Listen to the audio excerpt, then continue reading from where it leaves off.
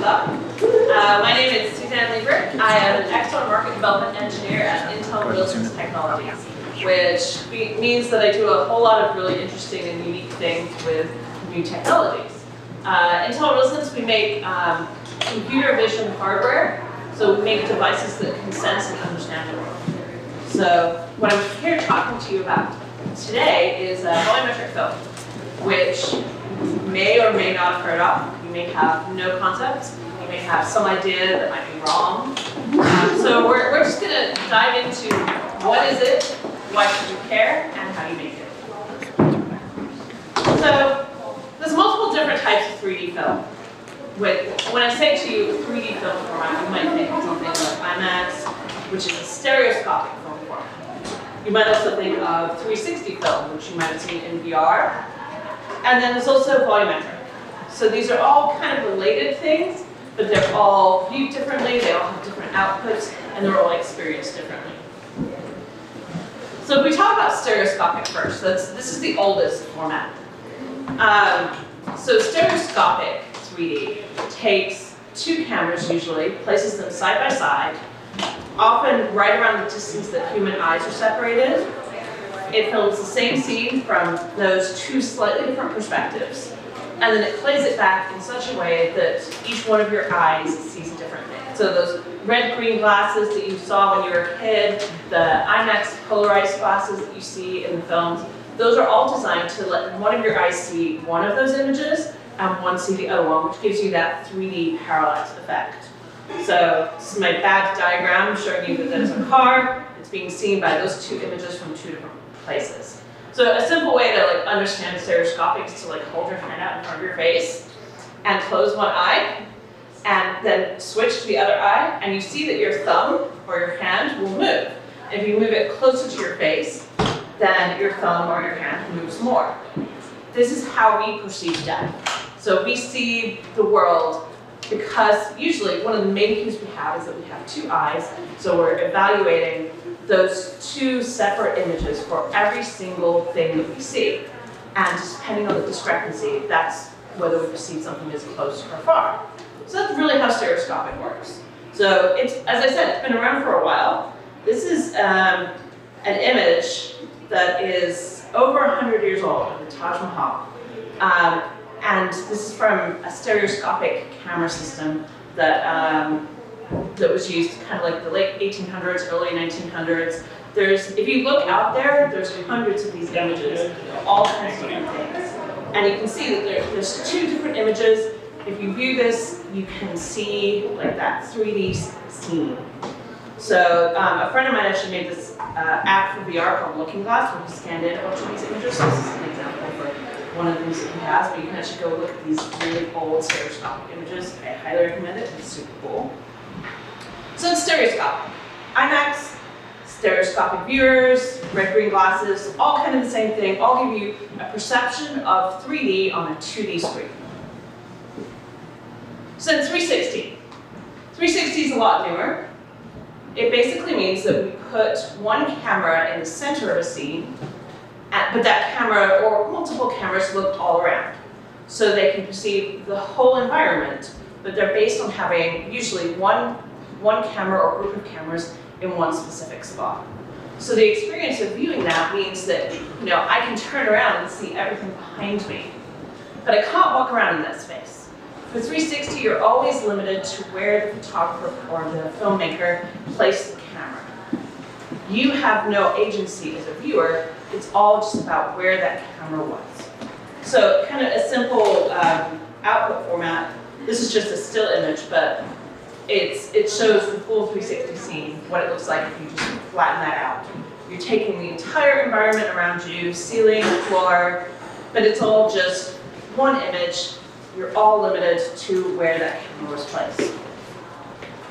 So then what is volumetric? So we've talked about stereoscopic, we've talked about 360. So volumetric means that you're putting lots of cameras around a space so that you can capture all of that space. And what that means for output is that you can then, as a viewer, walk around and move around inside that space. So it's a much more 3D format than either one of those previous ones. Because in both of them, in the stereoscopic, you're limited to, okay, this is what I see on this 2D plane in front of me. It's a magic window. I'm looking through into a 3D world, but I can't control where I look. I'm limited to what filmmaker shows. Same thing with 360. I can now see all around me, but I still can't do anything. I have no agency. I can't move around inside that space. And you can actually combine 360 and stereoscopic approaches too, so you can create stereoscopic 360, where you perceive depth, but you're still seeing that entire scene. But again, you're still limited. You can't move. You're stuck where the filmmaker put you. With volumetric, when you're capturing that whole space, that means the end viewer can choose where to stand, which is a huge difference. So, a little bit further about this. There's two main ways that you might create volumetric film. So the first is that you use a half dome of any size from sort of 6 feet to 10,000 square feet with lots of lights, lots of traditional cameras, and special post-processing software. And because you have all of these cameras placed all around the dome, you can see everything inside that space in full 3D. But you're using traditional cameras. That takes a ton of post-processing. You can also use special depth cameras.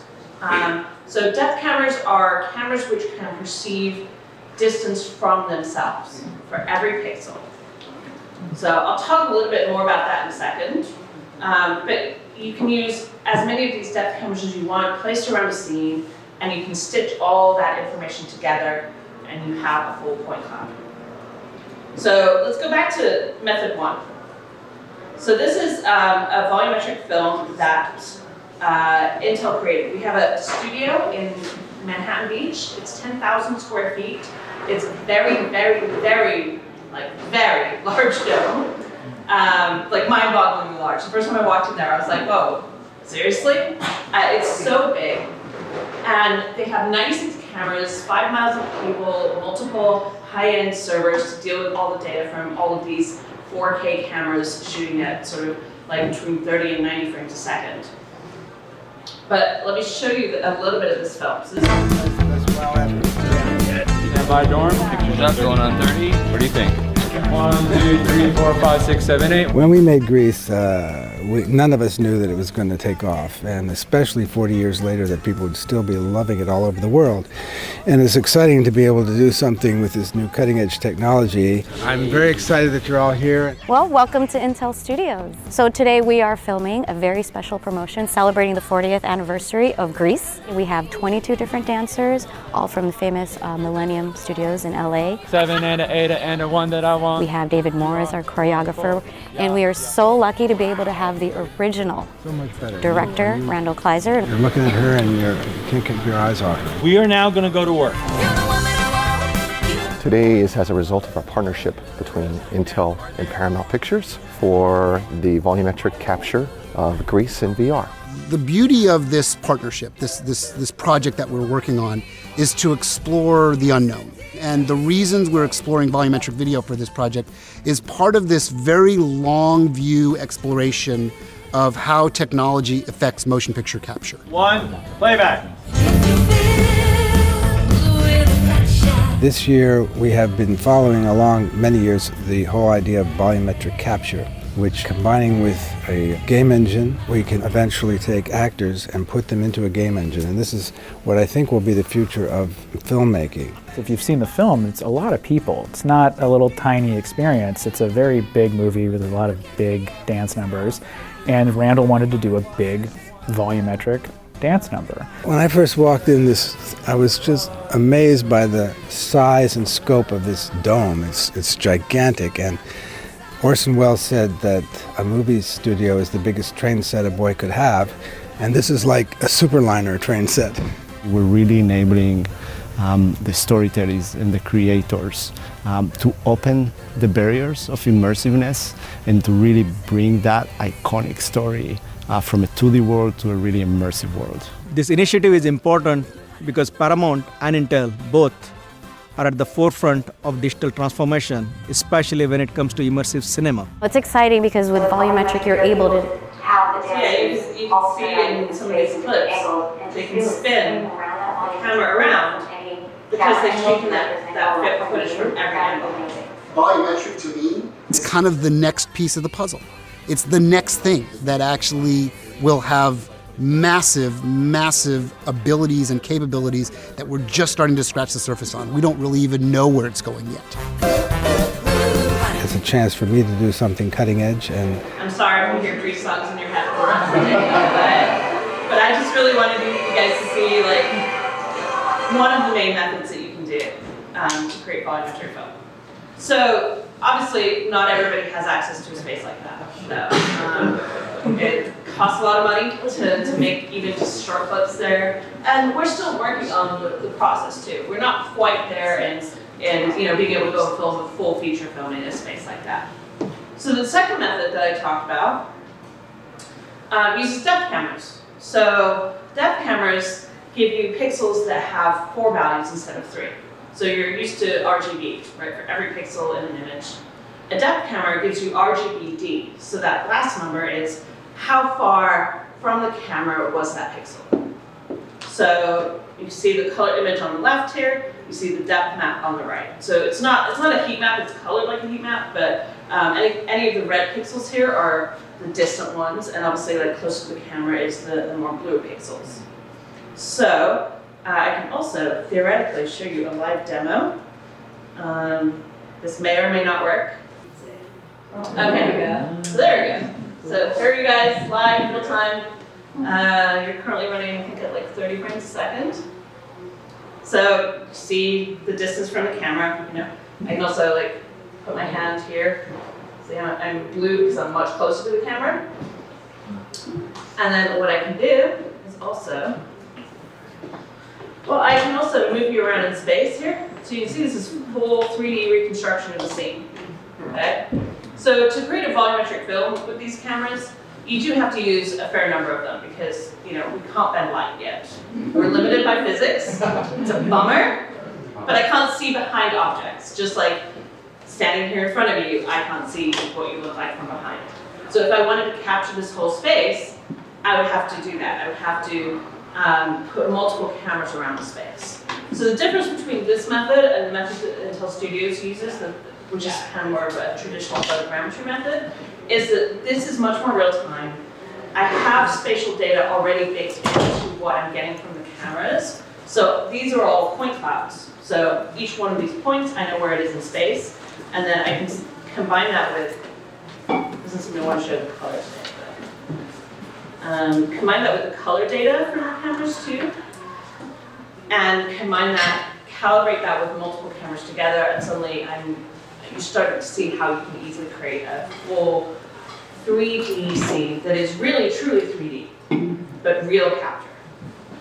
Yeah, your glasses won't show up terribly well at this distance, but yeah, so yay, live demo worked. So we have these cameras. As I said, you do need multiple of them. So this is a studio in New York, a company called Evercoast. They're building some software that works with these cameras to do all of that processing and aligning and calibration together. So you can see like they've got, I think in this setup they've got sort of like 10 or 12 depth cameras placed around that actress. And as she's moving, they're capturing it in real time.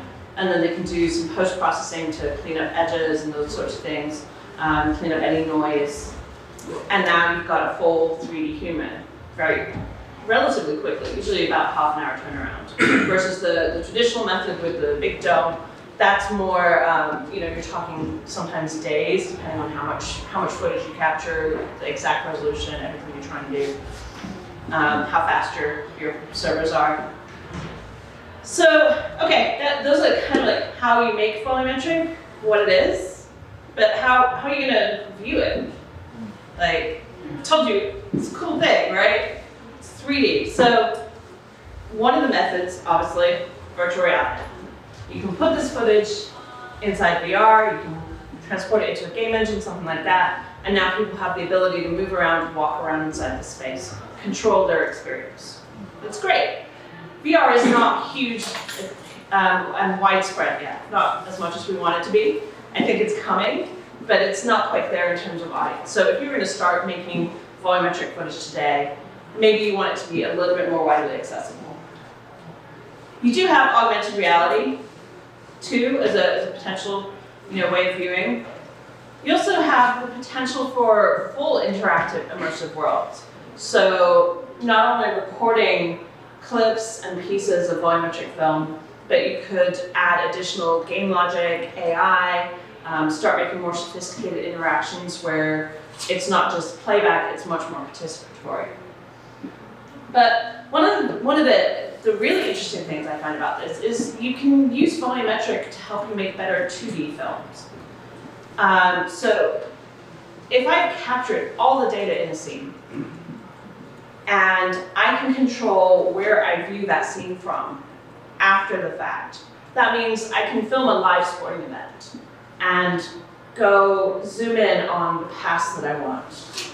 I can view a live band playing. I can put cameras around a stage, capture a live performance, give people the ability to go onto that stage with the artist, but also, if there's a moment that happens where I want a particular close-up as a 2D director, I can go get that close-up after the fact. I don't have to have planned out and said, I want a camera over here, and a camera over here, and a camera over here, which can be obtrusive, and you run into limits very quickly.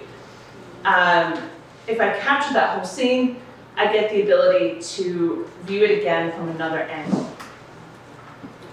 So, all that's great stuff, but why should you care? Why should you care about volumetric film? Well, it's a new type of content. The way that you tell stories in a volumetric sense is going to be completely different than any traditional storytelling method to date, except maybe immersive theater.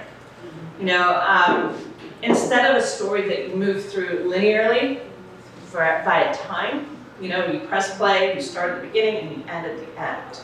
In a volumetric story, you're navigating it via space. You're moving around and seeing different things and having a different experience. If I was creating a volumetric film of this room today, I could create it so that I can view it from the perspective of somebody standing right next to me. Or I could go sit in the audience with you guys, and if you were having a conversation while I was talking to you, which you're not, you're a very good audience. But if you were, I could go sit next to one of you and hear how amazing my talk is from somebody else's perspective. So it's really this idea that you're not only having linear stories within a space, but you can create something that's much more broad, much more about environment and place and people's choices within that.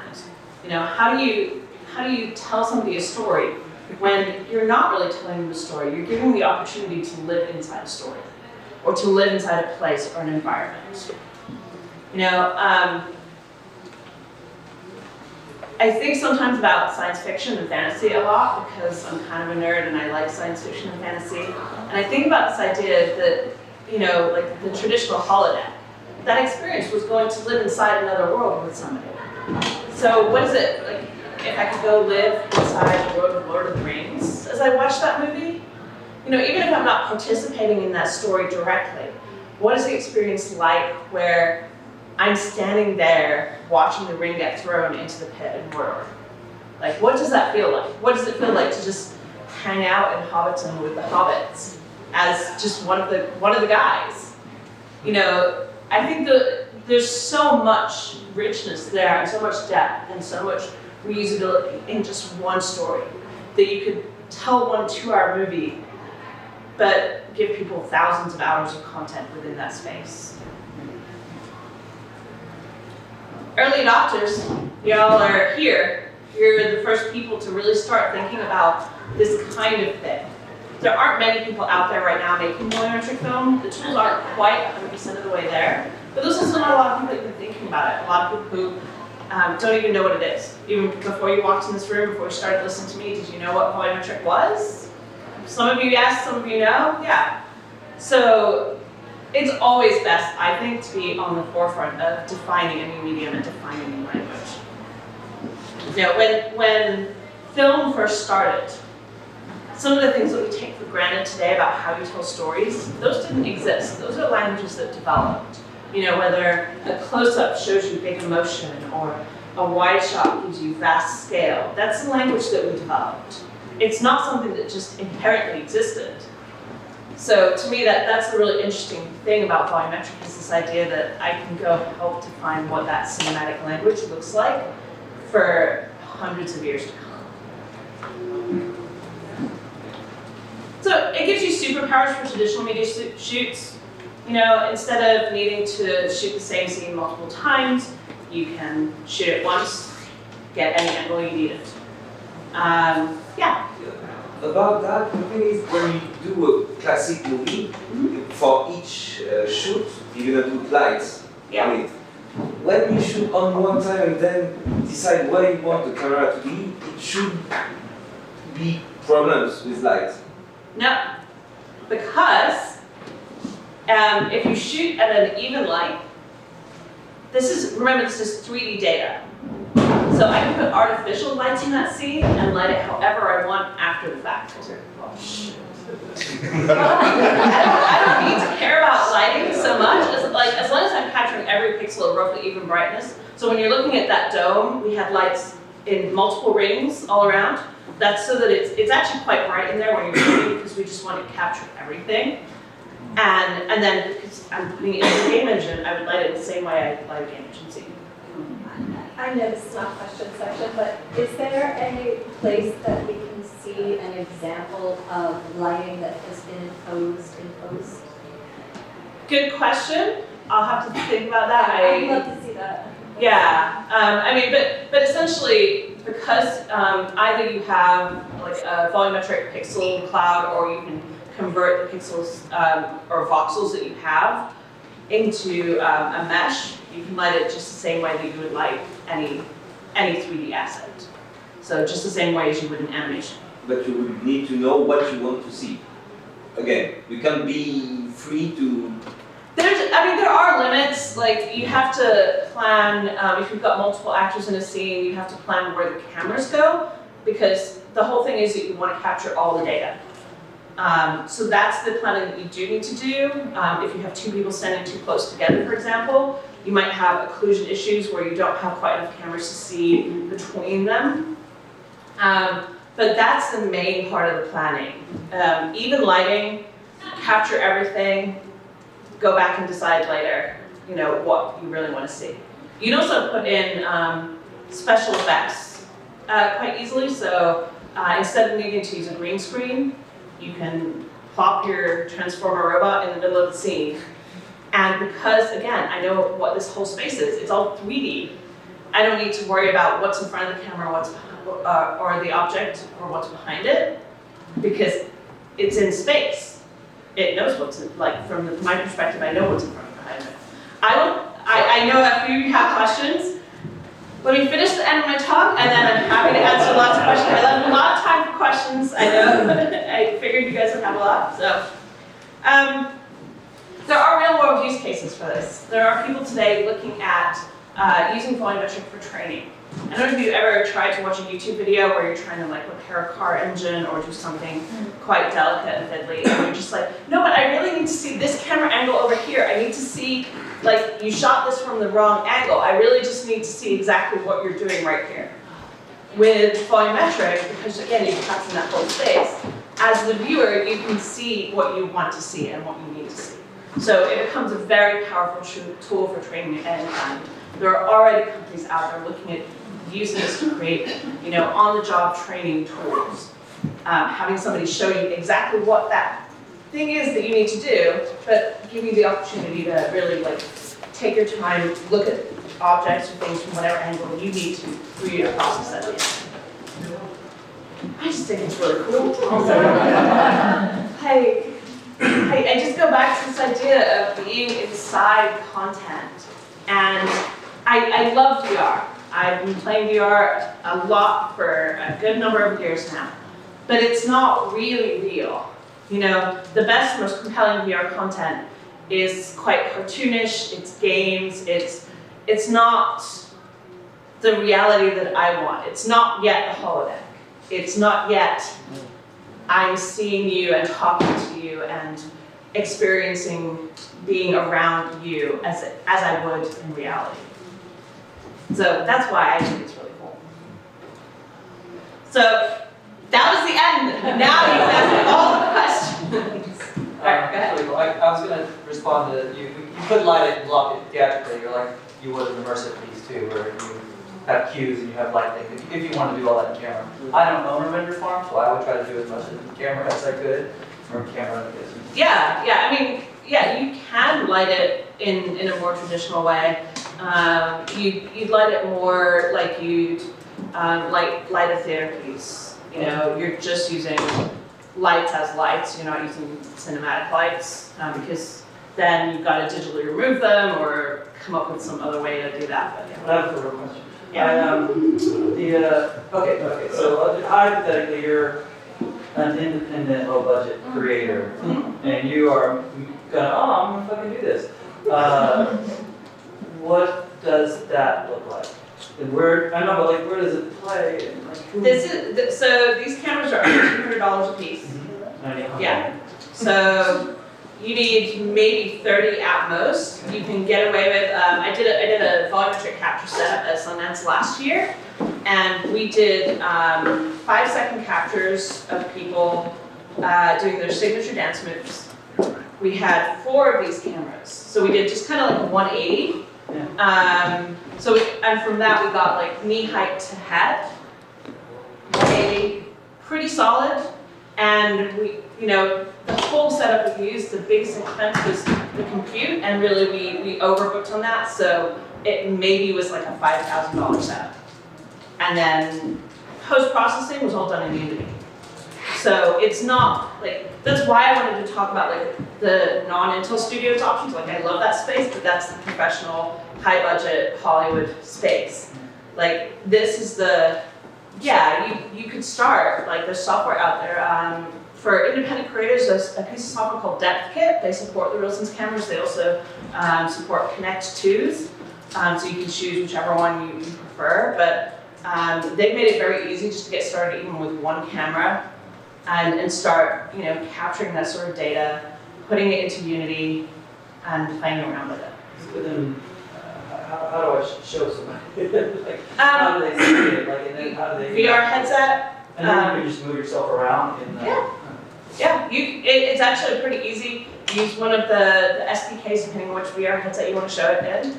That already exists in Unity. So you just say output as VR. You set it to play. Put on the headset. It's all stuff that you could teach yourself how to do in 10 hours or less, I think. Yeah. I know you were waiting earlier. So, yes. So, in response to this idea about VR and viewing it in VR, is there conversation going on or advances made the notion that where a person looks when they're experiencing this would trigger a different series of events?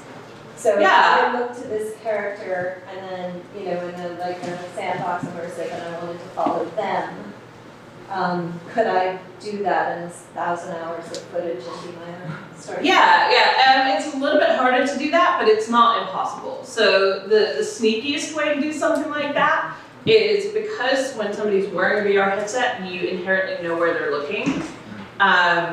You change what's happening behind them. So you can change out like which pieces of footage based on the decision that they made about where to look here. So say, I look at Ray over here and Ray says hi, and then I change what's happening behind me over here as I'm looking at him. Because I didn't just look at him, something else happens.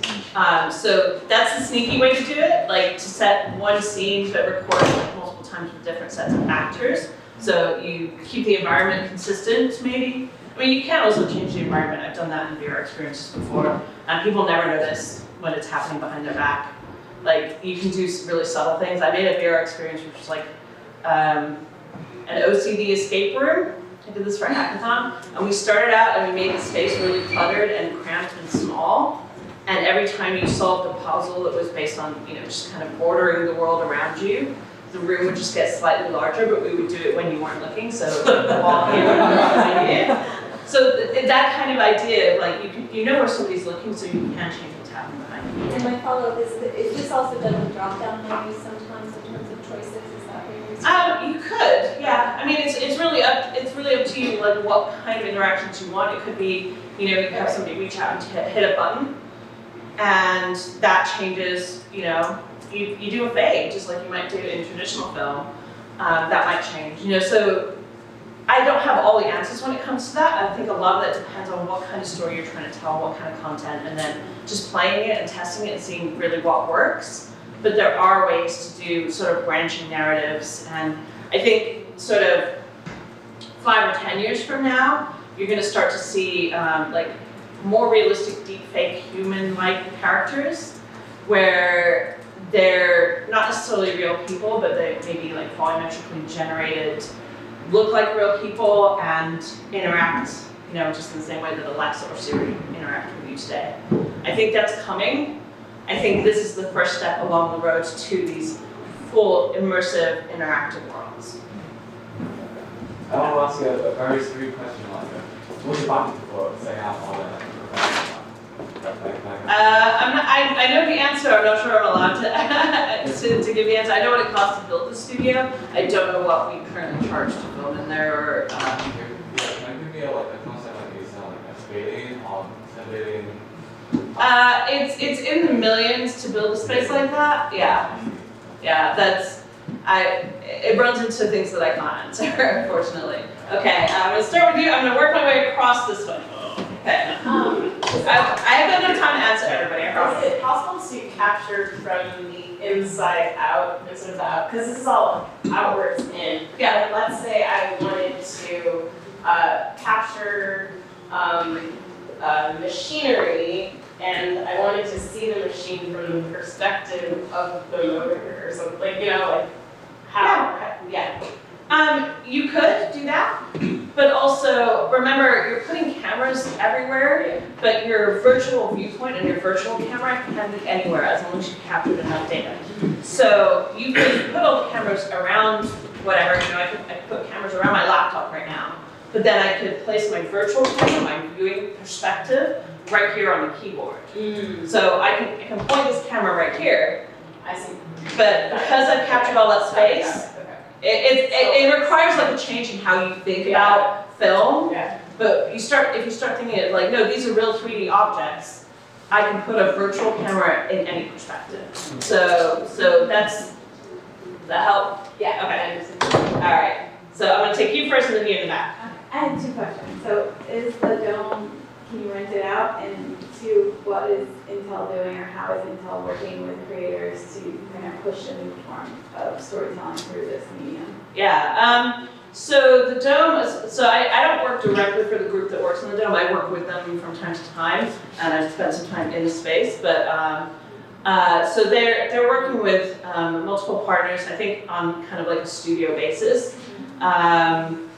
At the moment, but I can't really speak for them. But like people like Paramount is kind of who we're partnering with. We also recently did a shoot there with Reggie Watts, where this piece called Running, we premiered at Sundance. Definitely go check it out. It's really cool. It's just like him having kind of a dance party with a bunch of other people. And the cool thing is because all of them are captured simultaneously, you can kind of feel that interaction between people. It's cool. And then in terms of like independent creators, we do work with lots of independent creators. It kind of depends on particular groups. We don't have like set programs, but it's more about, driving forward specific types of content, for sure. Like, I think in terms of like volumetric, at least from my perspective and Wilson's group, I'm working on trying to make sure that the software tools are there first before I start bringing in creators to start building with this. I want them to be able to sit down, plug this camera in, and go, okay, cool, I can go make my film now. Not, wait, how do I calibrate these all together? How do I solve this? We're not quite there, as I said, on the technology. So I think once we're beyond that point where it's much easier for people to use, I think then we'll start reaching out more to creators. Okay, so in the back, have a question? I have a question about the state of the industry and of the tech, like how far are we, or maybe more a better way to say this, what stands between now and Paramount or whoever releasing a volumetric Blade Runner where you can walk around with the actors during the movie? Good question. I'm trying to think how I can answer this. I think in terms, it's just a learning curve. We're still figuring everything out, both in terms of technology, how do you process this much data, and then also how do you tell stories in this space? What does that look like? What are the smart things to do? And even just playback is challenging, because you again have a lot of data, so that even though the ideal format is probably a VR headset, you've got to figure out how you de-res some of all of that extreme information, keep quality, but also make it playable at 90 frames a second. So how far do you think before you can walk up to the actors and see the pores in their face and walk around and break their performance? Question. I'm reluctant to put a number on it. I think we're probably between 2 and 5 years out from longer form volumetric films. I could be very wrong on that, though. It's just kind of like a gut feeling. Somewhere in that time frame, I think, is when you'll start to see this kind of stuff coming. I got to follow up one more. Who are the leaders in pushing out this volumetric? The Intel Studio Space is the biggest one in the world. Microsoft has a number of they call them holographic capture suites. They're more on the scale of like a room this size than a giant space like that. There's a number of groups in New York that are working on different software. The Epicos guys, the image I showed, DepthKit I mentioned. John has made some really cool strides in augmented reality streaming volumetric capture, where they capture just one person, but they stream over your phone, so you can like put a 6-inch high person on your table and like live stream volumetrically, which is to me super cool. So I think there's a lot of people out there, and I think I'm starting to see more and more like indie projects working on volumetric stuff too. Okay. I'm going to keep my answers short-ish so we can get through everybody. So this might be annoyingly technical. 10 minutes. Okay. This might be annoyingly technical. So a lot of attention is given to like streaming RGB content format. Every time I've tried to stream RGBD, like the depth format or point clouds, like there's no really good lossless or lossy compression format that's like fast enough. Like, is that something that's coming better or coming soon, or like? Because we have like wonderful innovations on H.264 and H.265, but like nothing really compressing depth. So I can't give you a great answer today, right. But I do know, because I run the RealSense blog, I know that I have one coming up on compression in a couple weeks. So realsense.intel.com/blog. Okay. I think in the next month I have a compression on my calendar. So we'll start. We're definitely working on it, and we're starting to talk about it. Okay. A question, you mentioned streaming and AR, tabletop, stuff like that. So on consumer grade hardware, is this fast enough that you can have essentially motion capture, so you have remote live actors interacting in a VR space with a live human? Is it essentially real time capability? Depends. Okay. It depends exactly what you're trying to do and what sort of fidelity that you're trying to capture at. So motion capture and volumetric have some things in common, but they're not quite the same. So you can use them for similar tasks. If I want it, like I mentioned, the jaunt stuff, that is real time, so they're streaming straight to just your cell phone. They do a lot of like downsampling and meshing to get you to that point, but you can do it real time. Yeah. I think this is sort of like a VR question as well. Okay, I don't mind. So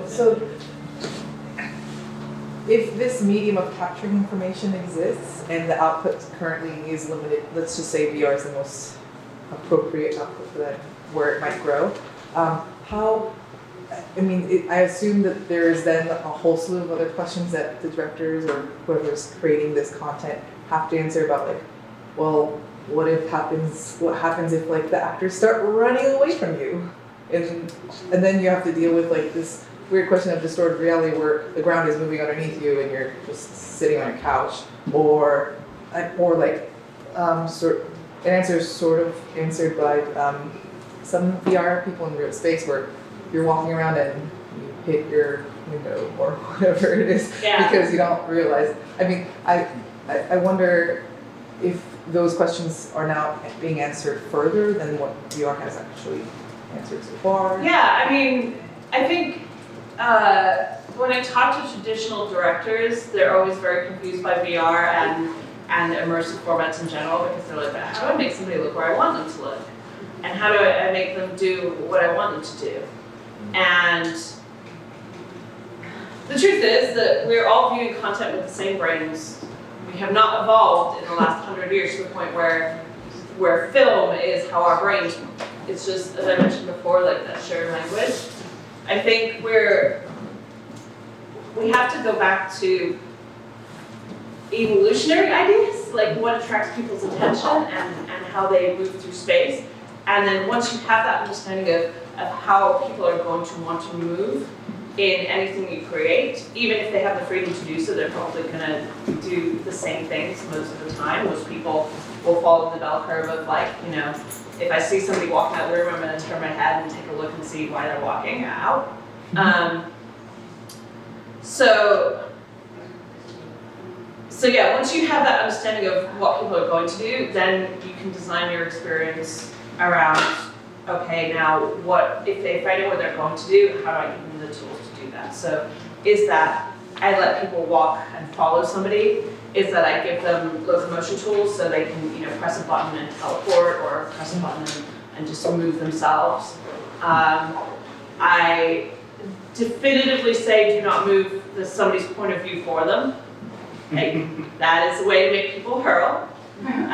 Speaking as somebody who gets motion sick in VR, still, even after thousands of hours of VR, moving the camera for somebody is always a bad idea. But that's what's nice about volumetric. Like, you don't have to start thinking about moving the camera because the camera is human and they can move themselves. So I know that was kind of a rambling answer to your question. The truth is, again, like this is all about the early adopters and people figuring out what those things look like and what those answers really are. But I think if you go back to basic graphic design principles, basic kind of evolutionary theory about how people's brains work and what we respond to, whether that's like motion periphery and like those kind of ideas, that really helps you kind of define content and understand how your content works and why it works. Sort of. Okay. Only one more question. Okay. Okay, sorry. Just about, you were talking about audio there a little bit, or getting people's attention when they do that is audio. Do these capture spatial audio as well? Can you integrate that, or is that a separate so these cameras don't capture audio, so then you have to come up with another solution. The Intel Studios, I think they're micing up the performers with lavalier mics. How do you link that to the positional? So you might want audio that occurs throughout the space. You might want to mix in artificial audio, but you also might want to have the natural audio that's happening there. How do you spatialize or localize that? Yeah, you do a lot of work and use some very nice microphones, and you position them. You know, you hide them in your set. You put them on the actors, and you can spatialize them in playback, again, in game engines. You know, you can put an audio emitter, whether it's a real or fake one, attached to something. You can take that actor's lav mic and attach it to physically them as they're moving through that space. You know, it's still a little bit of tweaking, a little bit of manual work to do that kind of stuff, but I don't think we have the automated tools to do it yet, but I think that's how I would approach that problem. I would figure out what I want people to hear and position microphones so that I can capture all of that and then play it back in the same way, like ambisonic audio, basically. All right, I think that was the last question, right? Excellent. Thanks all for listening.